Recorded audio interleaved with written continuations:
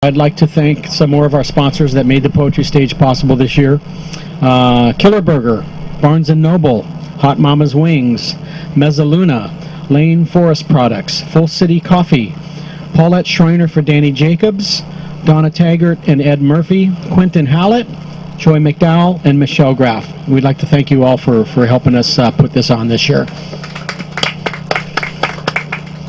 So up next, we're going to do a little bit of spontaneous poetry. We have some of our poets that hang out at Cush Cafe every Tuesday night and do an open mic reading there.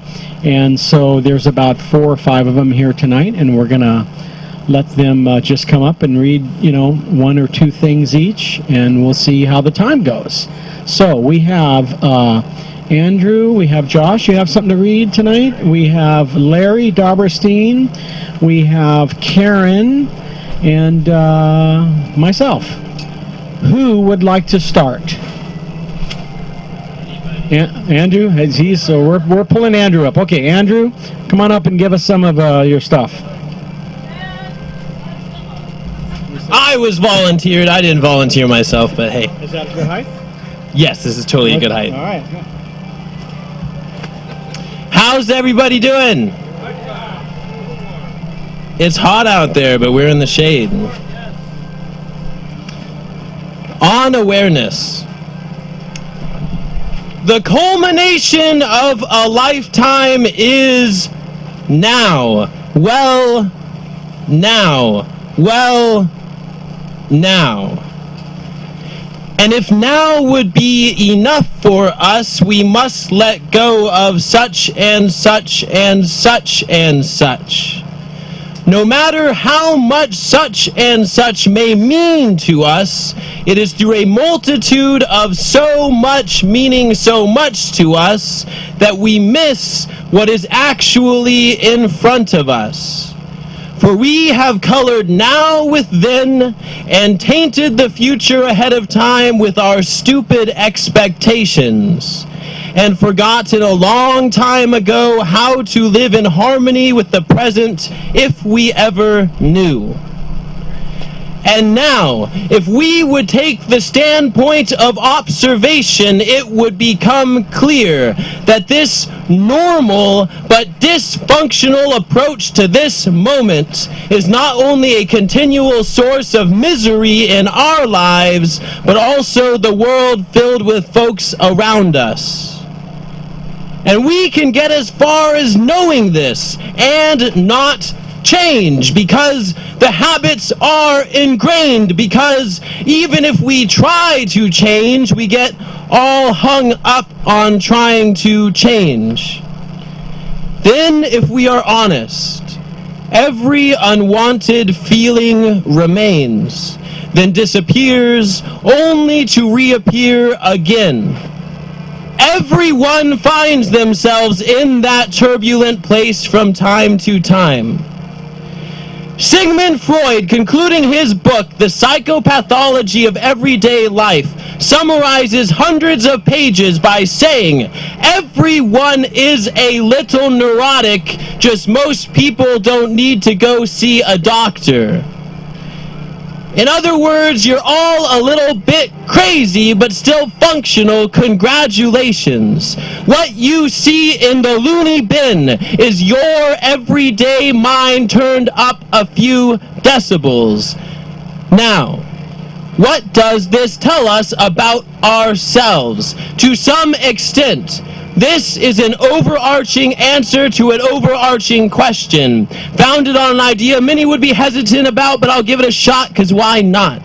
The mind is aware, but then it gets all tripped up, being aware of being aware of being aware, trying to hold on to things that can't be held on to, having too many goals to count, worried about the future that hasn't come, and heartbroken over the past eternally gone.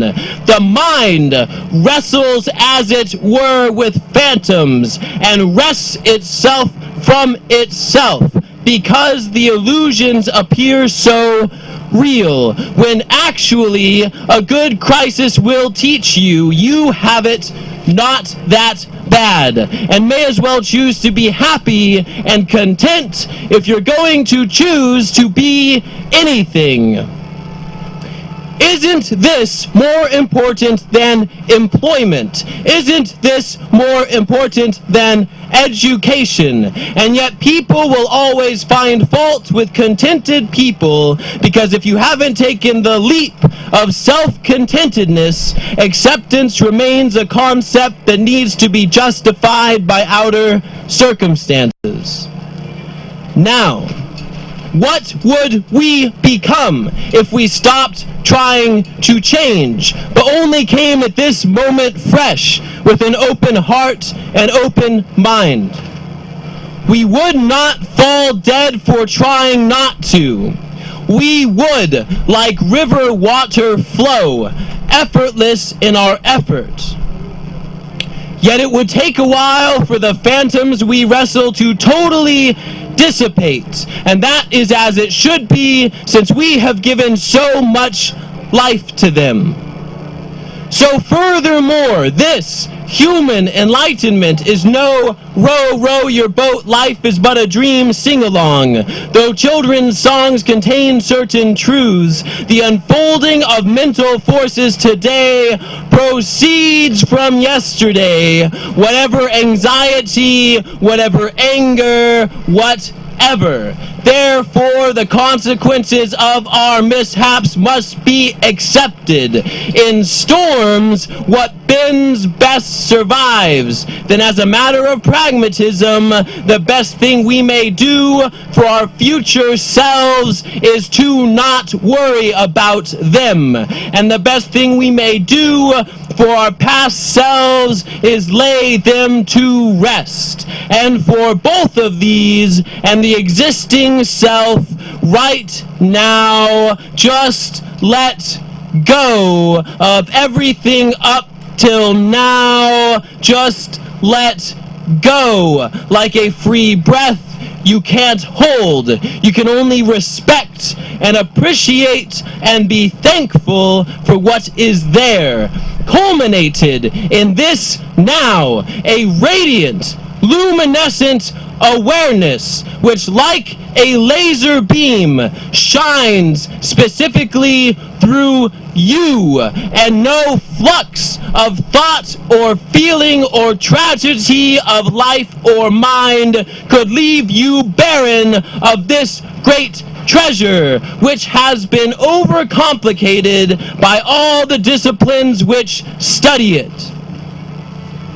The mystic sees the light and feels love. In a realm discursive reason and empiricism have no hold of. Toward the man or woman in the mirror, toward the stranger or friend or foe out there, awareness and compassion go hand in hand.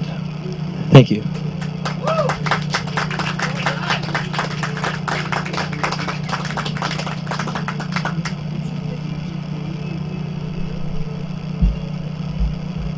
Thank you, Andrew.